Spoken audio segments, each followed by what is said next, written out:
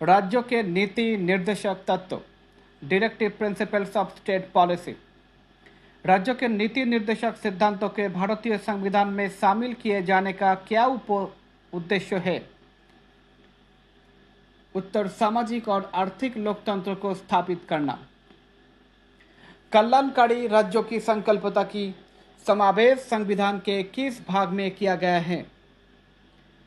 उत्तर, राज्यों के नीति निर्देशक सिद्धांतों में भाग 4। भारतीय संविधान में किसके अंतर्गत पंचायती राज प्रणाली की व्यवस्था की गई है? राज्यों के नीति निर्देशक सिद्धांतों के अंतर्गत। समान आचार संहिता राज्यों के नीति निर्देशक तत्व का भाग नहीं है, किंतु समान नागरिक संहिता नीति निर्देशक तत्व है। नीति निर्देशक सिद्धांतों बाद योग्य नहीं है।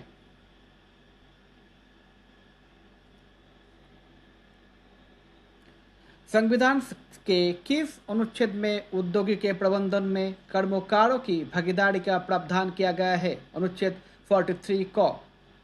भारत के संविधान में समान कार्यों के लिए समान वेतन के अधिकार का प्रावधान कहाँ किया गया है? राज्यों के नीति निर्देशक सिद्धांतों में। पुरुषों और स्त्रियों दोनों का समान कार्यों के लिए समान वेतन राज्यों के नीति के निर्देशक तत्व में निहित है। राज्यों के नीति निर्देशक सिद्धांतों में कौन सा अनुच्छेद अंतर्राष्ट्रीय शांति और सुरक्षा के संवर्धन के संबंधित है? अनुच्छेद 51। राज्यों के नीति निर्देशक सिद्धांतों एक ऐसा चौक है जो बैंक की सुविधानुसार अदा किया जाता है। ये कथन किसका है? के.टी. साव का। नीति निर्देशक तत्व से संबंधित महत्वपूर्ण अनुच्छेद। अनुच्छेद 36 नीति निर्देशक तत्वों के सदर्थक में राज्यों की परिभाषा। अनुच्छेद 37 न्यायालय द्वारा प्रवर्तनीय न होना। अनुच्छेद 38 लोक कल्याण की अभिवृद्धि के लिए सामाजिक व्यवस्था बनाना। अनुच्छेद 38(2) आय की असमान भाव को कम करने का प्रयास करना। अनुच्छेद 39 क निःशुल्क विधिक सहायता उपलब्ध कराना। अनुच्छेद 39 ख समुदाय के भौतिक संसाधनों का स्वामित्व व नियंत्रण इस प्रकार हो जिससे सामूहिक हितों की सर्वोत्तम रूप में प्राप्ति हो। अनुच्छेद 39 घ पुरुषों व स्त्रियों दोनों के समान कार्यों के लिए समान वेतन। अनुच्छेद 39 ड पुरुष और स्त्री कर्मकारों के स्वास्थ्य व शक्ति का तथा बालकों को की सुकुमार अवस्था का दुरुपयोग न हो। अनुच्छेद 40 ग्राम पंचायतों का गठन। अनुच्छेद 41 कुछ दशाओं में काम, शिक्षा व लोक सहायता पाने का अधिकार। अनुच्छेद 42 काम की न्यायसंगत एवं मानवोचित दशा तथा प्रसूति सहायता। अनुच्छेद 43 कर्मकारों के लिए निर्वाह मजदूरी आदि।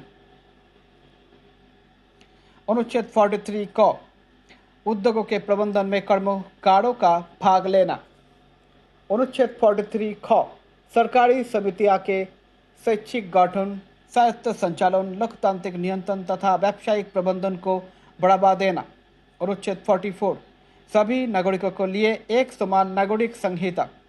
अनुच्छेद 45 टू 6 वर्षों से कम आयु के बच्चों के लिए निःशुल्क व अनिवार्य शिक्षा का प्रावधान। अनुच्छेद 46 SC/ST दुर्बल वर्गों के शैक्षिक व आर्थिक हितों का अभिवृद्धि। अनुच्छेद 47 पोषण स्तर और जीवन स्तर तथा लोक स्वास्थ्य में सुधार तथा हानिकारक नशीले पदार्थों के उपभोग पर प्रतिबंध। अनुच्छेद 48 गायों, बछड़ों तथा अन्य दुधारू पशु के वध पर प्रतिबंध एवं उनकी नस्लों में सुधार के प्रयास। अनुच्छेद 48 कृषि और पशुपालन में आधुनिक और वैज्ञानिक प्रणालियों का प्रयोग करना। अनुच्छेद 48 क पर्यावरण का संरक्षण व संवर्धन और वन तथा वन्य जीवों की रक्षा।